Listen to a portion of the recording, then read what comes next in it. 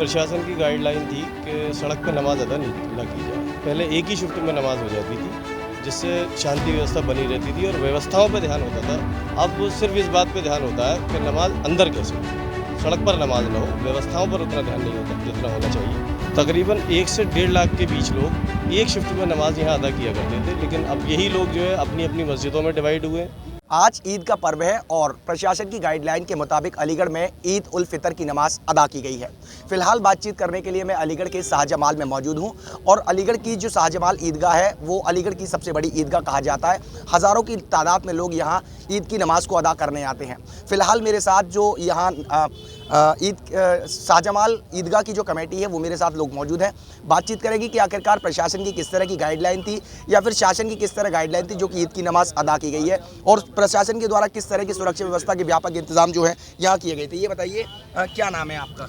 नदीम वासु। नदीम जी, क्या कहेंगे? प्रशासन की गाइडलाइन थी, ईद की नमाज अदा की गई है, हज़ारों और लाखों की तादाद में लोग जो है यहाँ नमाज अदा करने आते हैं। किस तरह के प्रशासन के द्वारा इंतजाम किए गए थे या क्या कुछ रहा है? सबसे पहले तो शहरवासियों को ईद की मुबारकबाद। प्रशासन की गाइडलाइन थी कि सड़क पर नमाज अदा न की जाए, जिसको लेकर हमने मुफ्ती साहब से बात की। उनकी भी यही मंशा रही कि सड़क पर नमाज ना हो और माहौल अच्छा बना रहे, व्यवस्था अच्छी रहे और सकुशल नमाज हो सके। लोगों ने इसका पालन किया, सड़क पर नमाज नहीं पड़ी, ईदगाह के अंदर नमाज अदा की गई और एक बार में पहले 6:45 बजे नमाज अदा हुई, उसके बाद अब 7:30 बजे दूसरी शिफ्ट में नमाज हो रही है और सभी लोगों ने जो है वो शांति और धैर्य से काम लेकर सड़क पर नमाज अदा नहीं की और नमाज जो है ईदगाह के अंदर ही अदा की जा रही है। अच्छा, ये बताइए, कोविड काल के बाद से शासन और प्रशासन के अलग नियम बना दिए गए हैं, अलग गाइडलाइन है। उससे पहले परंपरागत रूप से नमाज अदा होती थी, अभी कहीं ना कहीं परंपरागत रूप से होती है, लेकिन कहीं ना कहीं इससे कुछ फ़र्क देखने को पड़ा है कि सड़कों पर नमाज अदा न की जाती है या किस तरह की गाइडलाइन रहती है? हाँ, पब्लिक में इस बात को लेकर थोड़ी चिंता का विषय है कि पहले एक ही शिफ्ट में नमाज हो जाती थी, जिससे शांति व्यवस्था बनी रहती थी और व्यवस्थाओं पर ध्यान होता था शासन और प्रशासन दोनों का कि व्यवस्थाएं कैसे दुरुस्त हों। अब सिर्फ इस बात पे ध्यान होता है कि नमाज अंदर कैसे हो, सड़क पर नमाज ना हो, व्यवस्थाओं पर उतना ध्यान नहीं होता जितना होना चाहिए। रात को भी व्यवस्थाएं बहुत लेट दुरुस्त हो पाई। तो हमारी ये शासन से ये अनुरोध है कि अगर नमाज एक बार में हो सके, और 15 से 20 मिनट का काम है, 15 से 20 मिनट में नमाज अदा हो जाती है। और यहाँ जो रोड हैं वो ऐसे रोड हैं यहाँ किसी को कोई आपत्ति भी नहीं है और एक ही कम्युनिटी के लोग रहते हैं। तो हम ये चाहते हैं कि अगर एक बार में नमाज यहाँ शासन से ऐसा आदेश आए, और हम लोग भी कोशिश करेंगे, अपना एक डेलीगेशन शासन भेजेंगे लखनऊ जो मुख्यमंत्री जी से मिलेगा और इस बात का अनुरोध करेगा कि एक बार में नमाज अदा की जाए। यहाँ ईदगाह पे तकरीबन कितनी तादाद में लोग नमाज अदा करते हैं और प्रशासन या फिर नगर निगम की ओर से किस तरह के जो हैं व्यापक इंतजाम किए जाते हैं? तकरीबन 1 से 1.5 लाख के बीच लोग एक शिफ्ट में नमाज यहाँ अदा किया करते थे, लेकिन अब यही लोग जो है अपनी अपनी मस्जिदों में डिवाइड हुए हैं। छोटी मस्जिदों में पहले नमाज नहीं होती थी, अब मुफ्ती साहब के आदेश के बाद छोटी मस्जिदों में भी नमाज होती है और यहाँ 2 शिफ्ट में नमाज होती है, तब लोग नमाज अदा कर पाते हैं। जहाँ तक व्यवस्थाओं का सवाल है, व्यवस्थाएं उतनी दुरुस्त नहीं है जितनी होनी चाहिए। क्या ऐसी कमियां हैं जो कि प्रशासन के तमाम दावे करने के बावजूद भी अधूरी रह जाती हैं? क्या ऐसी वजह है? सफाई व्यवस्था ईदगाह के आसपास तो कर दी जाती है, तो हर वो सिर्फ ईदगाह के आसपास नहीं होता, सिर्फ ईदगाह होती है जहाँ नमाज अदा की जाती है ईदगाह के आसपास। लेकिन आबादी जो मुस्लिम क्षेत्र है यहाँ, वहाँ गंदगी के ढेर लगे हुए हैं, वहाँ कोई सफाई व्यवस्था नहीं है, वहाँ ना ही कोई ध्यान दिया जाता है। हर तरह से अधिकारियों से संपर्क किया जाता है, लेकिन कोई सुनवाई किसी तरह की नहीं होती। अच्छा, और भी लोग मेरे साथ हैं, ये बताइए क्या नाम है आपका? मोहम्मद शकील। शकील जी, क्या कहेंगे? ईद की नमाज अदा की है, लाखों की तादाद में लोग ये नमाज अदा करते हैं, प्रशासन की तरफ से या शासन की तरफ से किस तरह के इंतजाम किया जाते हैं और किस तरह की भाई ने ये बोल दिया वो सही है, बेहतर है। एक ही बात। आपने नमाज अदा की है, किस तरह का महसूस होता है? सही है, बेहतर है, अल्लाह ने करा दी। अच्छा है। आपका क्या नाम है? मेरा नाम शाहरुख है। शाहरुख, क्या कहेंगे? लाखों की तादाद में यहाँ लोग नमाज अदा करने के लिए आते हैं, किस तरह के इंतजाम रहते हैं, क्या प्रशासन की गाइडलाइन? देखो, प्रशासन की गाइडलाइन होनी चाहिए तो सबके लिए बराबर होनी चाहिए। मैंने देखा था होली का त्यौहार था तो कम से कम 6 घंटे बंद रहा था, क्योंकि कि नमाज का माहौल है। एक 20 मिनट लगते हैं हमें, बहुत से बहुत आधा घंटा लगता है, फिर भी हमें टाइम दिया नहीं जाता प्रशासन की तरफ से। प्रशासन कह देती है कि हमारे ऊपर से प्रेशर है ऊपर से। तो भाई, प्रेशर सबके लिए एक बराबर है, सब हिंदुस्तानी वासी हैं, सबको एक सा समझना चाहिए हिंदुस्तान में रह रहे हैं तो इसका प्रशासन मेरा यही कहना है प्रशासन से, सबको एक सम्मान रखें। ये बताइए, व्यवस्था किस तरह की गई थी या शासन या प्रशासन की ओर से क्या ऐसे इंतजाम थे जो कि नमाजियों के लिए विशेष रूप से किए गए? क्या व्यवस्था है, पहले इतनी चमक होती थी यहाँ पर, हमारी ईदगाह पर कोई चमक नज़र नहीं आती है। बस बाज़ार देख लो, प्रशासन पूरे बाज़ार में चौकंद रहती है, बस बाज़ार को चमकाने के लिए। जो ईद की नमाज़ अदा होती है उस पर कोई ध्यान ही नहीं है प्रशासन का। जो 10-15 मिनट के लिए नमाज़ होती है उसका कोई ध्यान नहीं है। जो 4-4 घंटे प्रोग्राम हो रहा है, होली हो कुछ भी हो, सबको एक सम्मान रखने चाहिए।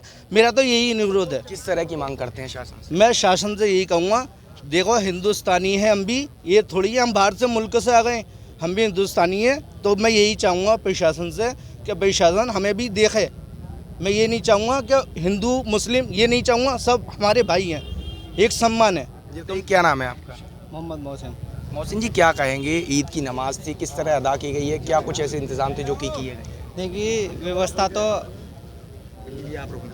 व्यवस्था तो आप देख ही रहे हैं। अभी भी आपने देखा होगा, आगे आप चले जाइए, छतरवाली चौराहे पे काफ़ी गड्ढे हो रहे हैं। यानी कि इससे पहले गड्ढे नहीं थे, अभी 2-4 दिन पहले गड्ढे भी यहाँ पर खोद दिए गए और न उन गड्ढों को भरा, गंदगी हो रही है। यहाँ आगे भी पानी छोड़ दिया उन लोगों ने गंदा, लोगों के नमाज़ों के कपड़े भी ख़राब हो रहे हैं।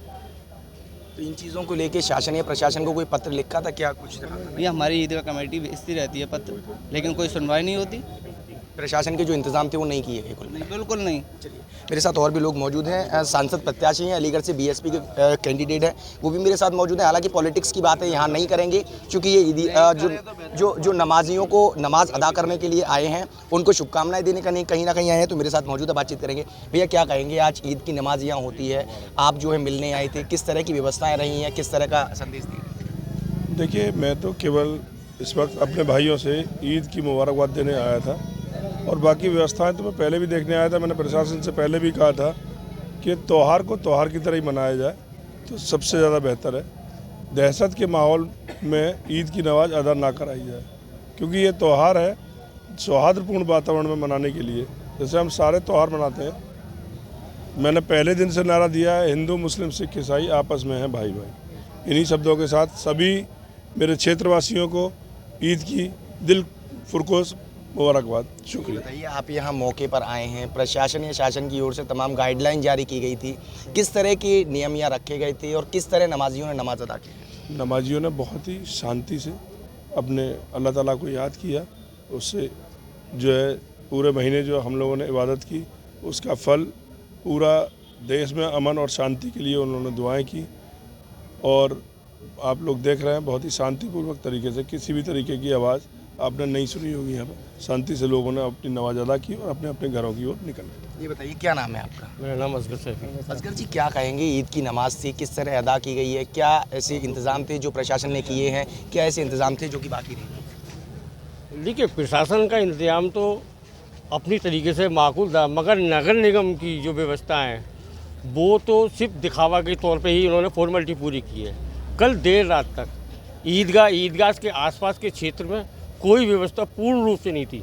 मैंने खुद जोनल या सैनिटरी इंस्पेक्टर को कई बार फ़ोन किया, और अभी भी मैं दिखा सकता हूँ कि ईदगाह के पिछले इलाके में जो मुस्लिम बस्तियाँ हैं, जहाँ से नमाजी निकलते हैं ईदगाह के लिए, वहाँ गंदगी के अंबार लगे हुए हैं। तो इन चीज़ों को लेकर प्रशासन या नगर निगम से समन्वय स्थापित नहीं किया? संपर्क स्थापित क्षेत्रीय पार्षद कर रहे हैं, क्षेत्रीय पार्षदों की अनसुनी हो रही है, बार बार कहने के बावजूद पेज वर्क नहीं हो रहे हैं। ये हमारे यहाँ डैम बना हुआ है, इसमें पानी का उफान बराबर रोड में देर रात तक चला है। बराबर यहाँ के सुपरवाइजर से लेके इंस्पेक्टर से लेके और भी अधिकारियों से संपर्क बनाया गया है। एक नई कंपनी जो इन्होंने A to Z की जगह दी है, उसको भी मैंने खुद ले जाके कई पॉइंटों पे से मैंने खुद कूड़े के ढेर उठवाए, जिसकी वीडियो मेरे पास है मौजूद। शासन प्रशासन से किस तरह की मांग करते हैं? क्या हम तो यही कहेंगे कि जिस तरीके से पिछले 5 साल पहले से, योगी जी की सरकार से पहले से, ईदगाह पे 15 दिन पहले जो व्यवस्थाएं होती थी वो पुनर्वापसी हो उसकी।